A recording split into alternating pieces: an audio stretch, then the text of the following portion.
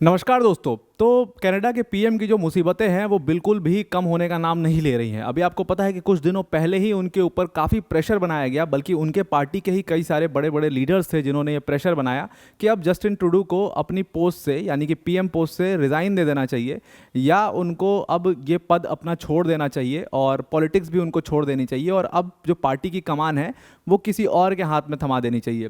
अब Justin Trudeau जो ये वही पर्सन है जो कि एक समय पर जिन्होंने कंजर्वेटिव्स की गवर्नमेंट को हराया था और तब जाकर के लिबरल पार्टी की सरकार आ पाई थी। पिछले 9 साल से ये कनाडा पर रूल कर रहे हैं, एक तरीके से वहाँ के पीएम हैं और लगातार जो है इनको कैनेडियन पॉलिटिक्स का फेस कहा गया है। लेकिन इनकी जो पॉपुलैरिटी है वो लगातार कम होती जा रही है। देखो, इसमें बहुत सारे कारण होते हैं पॉलिटिक्स में। एक तो एंटी इनकम्बेंसी तो होती ही है। कोई पर्सन है जो कि पिछले 9 साल से रूल कर रहा है तो ऑब्वियसली वो एंटी इनकम्बेंट फैक्टर तो होता है जो उसके अगेंस्ट में हमेशा काम करता रहता है। लेकिन दूसरी तरफ जो इनके फेस की पॉपुलैरिटी थी वो भी लगातार डिमिनिश होते जा रही है, वो भी लगातार कम होते जा रही है। और लोग जिनको एक पॉपुलर लीडर की तरह कभी देखा करते थे, आज की डेट में उनको एक बहुत अनपॉपुलर लीडर की तरह या बहुत हेट से देखा करते हैं। अभी जो रीसेंट सर्वेस करवाए गए हैं, जितने भी प्राइवेट पार्टीज़ ने अपनी सर्वेस करवाई हैं, उसमें उन्होंने देखा है कि जो लिबरल पार्टी है उसका वोटिंग परसेंटेज लगातार कम हुआ है। करीब करीब 30% के करीब वोट मिलने की बात कही जा रही है जो नेक्स्ट इलेक्शन होंगे 2025 में कनाडा के अंदर, उसमें लिबरल पार्टी को और कंजर्वेटिव्स को यहाँ पर बहुत बड़ी लीड है। कंजर्वेटिव्स को कहा जा रहा है कि यहाँ पर 43% तक वोटिंग परसेंटेज वोट जो है उनके फेवर में गिर सकते हैं। और अगर ये 43% वोट कंजर्वेटिव्स को मिल गए तो कंजर्वेटिव आराम से अपनी सरकार बना लेंगे। 172 सीट मेजॉरिटी के लिए चाहिए उनको। 210 सीटों का आंकड़ा है जो कहा जा रहा है कि कंजर्वेटिव्स आराम से उस आंकड़े तक पहुंच सकते हैं। तो ये जैसे ये सारे आंकड़े जो आते हैं सामने, उसके बाद जस्टिन ट्रूडो के ऊपर प्रेशर बहुत ज़्यादा पड़ने लग जाता है और अब वो प्रेशर और ज़्यादा हो चुका है। हुआ क्या है कि मॉन्ट्रियल में इलेक्शंस थे और ये इलेक्शंस बहुत ही ज़्यादा क्रूशियल थे जस्टिन ट्रूडो और उनकी पार्टी के लिए, यानी कि लिबरल पार्टी के लिए। बिकॉज ये एक वैसी सीट है, जैसे अगर इसको कंपेयर करें इंडियन इलेक्शन से, तो जैसे बीजेपी के लिए नरेंद्र मोदी जी जहाँ से भी चुनाव लड़ेंगे वो इंपॉर्टेंट सीट होगी because he is a PM face, तो बनारस की सीट इंपॉर्टेंट है। कांग्रेस के लिए जैसे राहुल गांधी जी जहाँ से चुनाव लड़ लेंगे वो सीट इंपॉर्टेंट हो जाएगी। रायबरेली की सीट इंपॉर्टेंट थी, जैसे अमेठी की सीट एक टाइम पर इंपॉर्टेंट हुआ करती थी। राम मंदिर बना था, वो पूरा एक मुद्दा था, तो फैज़ाबाद की सीट इंपॉर्टेंट थी। मतलब जो ये इंपॉर्टेंट सीट्स होती हैं, जो इनके स्ट्रॉन्ग होल्ड्स होते हैं, जैसे बीजेपी के लिए अगर यूपी में आप देखोगे तो गोरखपुर की सीट वो सीट है जो मतलब बीजेपी आंख बंद करके भी किसी को खड़ी कर देगी तो वो जीत जाएगा, ऐसा कहा जाता है। वो सब सेफ सीट्स हैं, मतलब कि उसी तरीके की सेफ सीट लिबरल पार्टी के लिए मॉन्ट्रियल थी। और इस मॉन्ट्रियल सेफ सीट पर जब चुनाव हुए तो लिबरल पार्टी की यहाँ पर बुरी तरीके से हार हुई है। मॉन्ट्रियल सेफ सीट पर इस पार्लियामेंट्री कॉन्स्टिट्यूंसी पर पिछले 9 साल से हमेशा लिबरल पार्टी का कब्जा रहा है और कभी लिबरल पार्टी वहाँ से नहीं हारी है। इस बार वो इस सीट से भी अपनी इस कॉन्स्टिट्यूंसी को भी लूज़ कर चुके हैं और तब जस्टिन ट्रूडो के ऊपर ज़बरदस्त प्रेशर है कि अब वो क्विट कर दें। Now it has time has come to for him to quit. जो यहाँ से मॉन्ट्रियल कॉन्स्टिट्यूंसी से चुनाव लड़ रही थी लिबरल पार्टी से, उस कैंडिडेट का नाम था लॉरा पेलेस्टिनी और उनके अगेंस्ट में यहाँ पर लुई फिलिप लड़ रहे थे जो कि ये चुनाव जीत चुके हैं। लॉरा पेलेस्टिनी को यहाँ पर ऑलमोस्ट 27.2% वोट्स यहाँ पर मिले हैं। और देखो, जो सर्वेस आते हैं इन देशों में, खास तौर से कनाडा, यूएस वगैरह में जो सर्वेस आते हैं बहुत सटीक होते हैं। उन्होंने कहा था कि लगभग 30% के करीब इनको वोट मिलेंगे और उतना ही 27 साढ़े 27% का इनके यहाँ पर वोटिंग शेयर है। हालांकि ये कहा जा रहा था और कम होता अगर मॉन्ट्रियल की सीट के अलावा कोई और सीट होती जो कि लिबरल्स की सेफ सीट नहीं होती, तो वहाँ पर तो और बुरे हालात हो जाते। और वहीं पर जो कैंडिडेट लुई फिलिप जीते हैं उनको यहाँ पर अराउंड 26% वोट्स यहाँ पर मिले हैं और न्यू डेमोक्रेटिक पार्टी जो है उसको 26% वोट मिले हैं, सॉरी। और जो यहाँ पर कैंडिडेट जीते हैं उनको 28%, यानी कि लुई फिलिप को 28% यहाँ पर वोट मिले हैं। अब यहाँ पर एक बात और ध्यान दीजिएगा कि ये जो न्यू डेमोक्रेटिक पार्टी है ये जगमीत सिंह की पार्टी है। वही जगमीत सिंह है जो कि पहले जस्टिन ट्रूडो को समर्थन देते थे और इस वाली सीट पर इन्होंने अपना समर्थन वापस ले लिया है अभी कुछ दिनों पहले ही, क्योंकि डूबती नाव में कोई भी क्यों सवार होगा। ये वही जगमीत सिंह हैं जिनका नाम हमेशा से कई सारे सेपरेटिस्ट लीडर्स को सपोर्ट देने के लिए जुड़ता आया है। जगमीत सिंह जो कि एक मतलब माइग्रेंट ही हैं, वहाँ पर इमिग्रेंट की तरह ही गए थे और अब वहाँ के फिर बाद में जाल करके नागरिक हो गए। वो Jagmeet Singh new Democrat party के सबसे फेमस फेस हैं और अच्छा खासा इन्होंने सपोर्ट कनाडा में जुटा लिया है। तो इन्होंने अभी जस्टिन ट्रूडो से अपने हाथ पीछे खींच लिए हैं, सपोर्ट पीछे खींच लिया है, और उसके बाद जो उनकी पार्टी की पॉपुलैरिटी है, जस्टिन ट्रूडो की पार्टी की या लिबरल पार्टी की, वो लगातार कम होते जा रही है। लेकिन सबसे बड़ा सवाल वही फिर कि जो व्यक्ति पिछले 9 साल से कनाडा के ऊपर रूल कर रहा है, उसका क्या हुआ ऐसा कि वो इतना अनपॉपुलर हो गया, अचानक से ऐसा क्या हो गया? क्योंकि आप तो हमेशा सुनते आए हो कि जस्टिन, अगर आप कनाडा के पॉलिटिक्स में नाम लो तो शायद जगमीत सिंह और जस्टिन ट्रूडो के अलावा आप किसी पर्सन को पहचानते भी नहीं होगे, कंजर्वेटिव पार्टी के किसी लीडर को शायद आप पहचानते भी नहीं होगे। अब पियरे का आप नाम सुन रहे हैं, पहले शायद आपने नहीं सुना होगा। तो ये कुछ फेसेस हैं जिनको आप जानते हो। ठीक वैसे ही ऐसा क्या हो जाता है कि लिबरल पार्टी का जो फेस जो व्यक्ति रहा है वो इतना अनपॉपुलर हो जाता है विद टाइम, उसको समझने की बहुत ज़्यादा ज़रूरत है। देखो, एक तो मैंने आपको फैक्टर बता ही दिया कि एंटी इनकम्बेंसी का फैक्टर रहता है, बाकी फैक्टर्स यहाँ पर हम समझेंगे।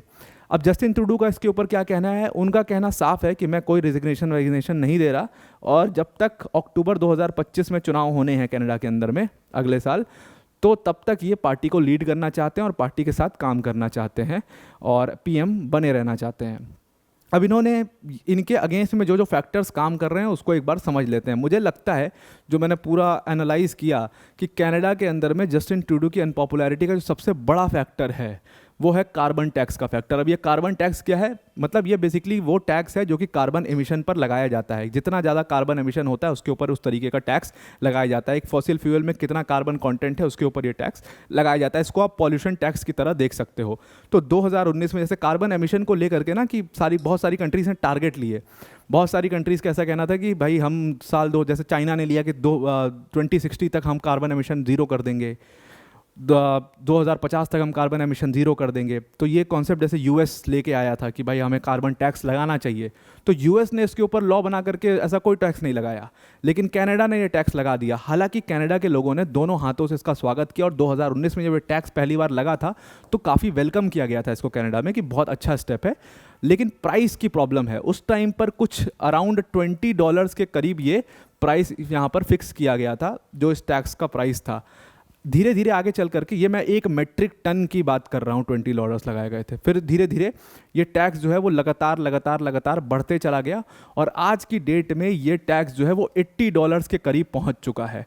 तो अब लोगों की जेब पर सीधी जब ये मार पड़ रही है तो लोग जो है उसको क्रिटिसाइज़ कर रहे हैं, और जस्टिन ट्रूडो को काफ़ी क्रिटिसाइज़ कर रहे हैं कि इन्होंने विथ टाइम बहुत ज़्यादा ये टैक्स को इंक्रीज़ किया है।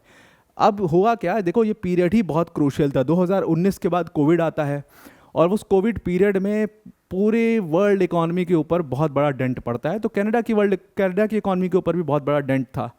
उसको संभालते संभालते जस्टिन ट्रूडो अभी निकले ही थे, तब तक ये कार्बन टैक्स का मुद्दा जो है वो कंजर्वेटिव्स ने बहुत तेज़ी से उड़ा दिया, और इसका एक पूरा नैरेटिव क्रिएट करके जस्टिन ट्रूडो के अगेंस्ट में इसको वर्क किया, और ये नैरेटिव बहुत अच्छे से वर्क भी कर रहा है आज की डेट में। अगर आप मेन मुद्दों में जाओगे, जो कि कनाडा के मेन मुद्दे हैं, उसमें एक कार्बन टैक्स निकल जाएगा कि इन्होंने लगातार, जबकि इकॉनमी में इन्फ्लेशन इतना ज़्यादा है, तब इन्होंने कार्बन टैक्स का ये प्राइस रखा हुआ है, जिससे लोगों की जेब पर सीधी मार पड़ रही है इस चीज़ की। तो पहला तो उनकी अनपॉपुलैरिटी का कारण कैनेडियन इकॉनमी है।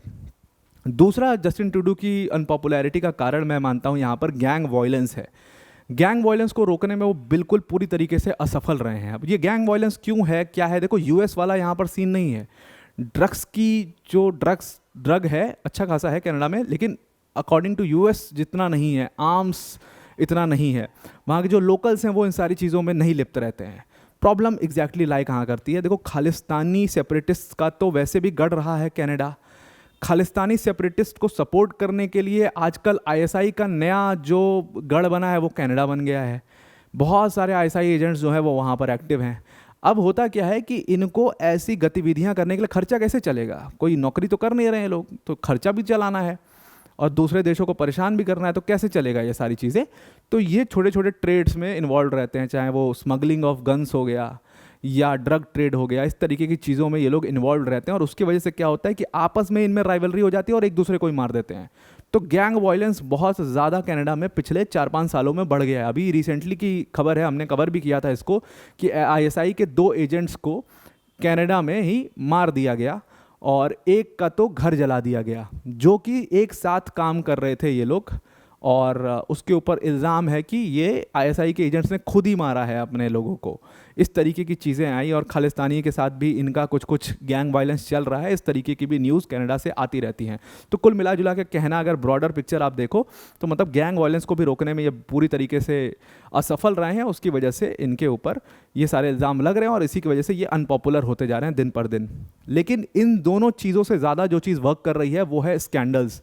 बीसीओ ऐसे स्कैंडल हैं जिसमें जस्टिन ट्रूडो का नाम सीधी तौर पर आया है। उनमें से कुछ प्रमुख स्कैंडल मैं आपको बता देता हूं। जैसे एक बहुत फेमस स्कैंडल हुआ था 2019 का है ये, एसेंसी लेवलिन अफेयर इसको कहा जाता है। बेसिकली ये एक कंपनी है जिसका नाम है एसेंसी लेवलिन और ये मॉन्ट्रियल, जहां का भी ये चुनाव हारे हैं जस्टिन ट्रूडो, वहीं की बेस्ड कंपनी थी और इसके ऊपर एक फ्रॉड का केस हो जाता है। अब जस्टिन ट्रूडो के ऊपर इल्ज़ाम है कि उन्होंने उस टाइम की अपनी अटॉर्नी जनरल जोडी विल्सन को फोर्स किया कि आप इस मामले में इंटरफियर करिए और एसेंसी लेवलिन को इस पूरे मैटर से बाहर निकालिए, इस खतरे से बाहर निकालिए, बिकॉज मेरे कुछ सेल्फ इंटरेस्ट भी इस कंपनी के अंदर हैं। जोडी विल्सन वो करने से मना कर देती हैं, फिर उनको फोर्स किया जाता है और फाइनली वो उनके कैबिनेट से इस्तीफा दे देती हैं, बाहर आती हैं, एक प्रेस कॉन्फ्रेंस करती हैं और उसमें सीधा सीधा जस्टिन ट्रूडो का वो सीधा तौर पर नाम ले लेती हैं। उसके बाद इनको बहुत हेट मिली और ये चीज़, ये एसेंसी लेवलिन अफेयर धीरे धीरे बहुत बड़ा हुआ और आज के इलेक्शन का, अगर कनाडा में इलेक्शंस होते हैं तो ये एक बहुत बड़ा मुद्दा बनेगा। दूसरा जो स्कैंडल है वो ब्लैक फेस स्कैंडल है, जिसमें जस्टिन ट्रूडो फिर फंस गए। अब ये ब्लैक फेस स्कैंडल बेसिकली क्या है, ये पिक्चर्स आप देख रहे होंगे, ये जस्टिन ट्रूडो की पिक्चर है। जब ये पीएम नहीं थे तो ये किसी कॉलेज में पढ़ाया करते थे और वहाँ की ये पिक्चर्स जो हैं 2001, 2004, 1997 की ये पिक्चर्स हैं जो अब जा करके लीक हुई और इनके ऊपर बहुत बड़ा इल्ज़ाम लगा। यहाँ पर आप देख रहे हो कि ये पर्सन जो खड़े हैं जस्टिन ट्रूडो, ये इन्होंने अपने चेहरे को ब्लैक रंग से कलर किया हुआ है। इसमें भी आप देख रहे हो, तमाम ऐसी वीडियोस भी हैं जहाँ पर वो दिख रहे हैं कलर किए हुए अपने चेहरे को। इस पर इनके ऊपर इल्ज़ाम लगा कि ये एक रेसिस्ट पर्सन है और ये रेशियल डिस्क्रिमिनेशन करते हैं और यहाँ पर he is making a mockery of the black people. ये सारी चीज़ें वो करके, कलर्ड करके वो एक मॉकरी कर रहे हैं ब्लैक लोगों का। इसके ऊपर जस्टिन ट्रूडो का रिप्लाई आता है और उन्होंने एक्नॉलेज किया कि हाँ, जिस पर्सन को आप देख रहे हैं वो मैं ही हूँ, लेकिन मेरा कोई ऐसी मंशा नहीं थी लोगों का दिल दुखाने की, या मैं कोई ऐसी मॉकरी नहीं कर रहा हूँ ब्लैक लोगों की। जो ये आप देख रहे हो पिक्चर, ये एक थीम पार्टी थी जहाँ पर मैं इस तरीके से तैयार होकर के गया था। ये तमाम चीज़ें उन्होंने बोली, फिर उन्होंने बाद में आई एम सॉरी बोला, लेकिन ये ब्लैक फेस स्कैंडल जो है ये बहुत बड़ा हो गया और इसकी वजह से तो इनको ज़बरदस्त हेटरेड मिली कनाडा के अंदर में। तो ये तो कुछ प्रमुख स्कैंडल्स हैं जो मैंने आपको बता दिए। ऐसे बीसीओ स्कैंडल्स हैं जो कि कनाडा में इस टाइम पर जस्टिन ट्रूडो के अगेंस्ट में काम कर रहे हैं और उनको लगातार नुकसान पहुंचा रहे हैं।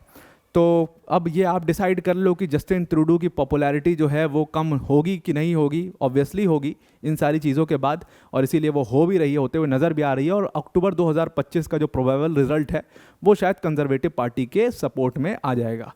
तो आई होप आपको ये पूरा आर्टिकल समझ में आ गया होगा। वीडियो को एंड करने से पहले अनअकैडमी टीम की तरफ से एक बहुत बड़ी अनाउंसमेंट है। देखिए, अगर आप यूपीएससी सीएससी सिविल सर्विस, अगर आप यूपीएससी सिविल सीएससी की प्रिपरेशन करना चाहते हैं तो अनअकैडमी ने आपके लिए बहुत बड़ा स्कॉलरशिप टेस्ट लेके आए हैं जिसका नाम है Unacademy civil services championship, UCSC. ये स्कॉलरशिप टेस्ट अगर आप देते हो और अच्छा बेहतरीन परफॉर्म करते हो स्कॉलरशिप टेस्ट में, तो इसमें आपको 90% तक की हमारी यूपीएससी सीएससी की सब्सक्रिप्शन फीस में डिस्काउंट मिल सकता है। प्लस उसके साथ में आपको यहाँ पर एक्साइटिंग रिवॉर्ड्स भी मिल सकते हैं। जो आप बगल में फ़ोटोज़ देख रहे हो कि कई सारे स्टूडेंट्स को ये रिवॉर्ड्स मिले भी हैं, वो रिवॉर्ड्स आपको यहाँ पर मिल सकते हैं। इस टेस्ट को आप 22 सितंबर को ये टेस्ट है, 11 बजे और शाम के 5 बजे इसको आप ज़रूर से दीजिए 22 सितंबर के दिन। फ्री ऑफ कॉस्ट इसका रजिस्ट्रेशन है। डिस्क्रिप्शन में लिंक दिया, उस लिंक पर क्लिक करिएगा और जहाँ पर आपको रजिस्ट्रेशन लिंक दिखेगा उस पर फ्री ऑफ कॉस्ट अपना रजिस्टर करिए और इस टेस्ट में आप ज़रूर से अटैम्प्ट करिए। तो आई होप आपको ये पूरा आर्टिकल समझ में आ गया होगा। आज के लिए इतना ही। Thank you and have a nice day.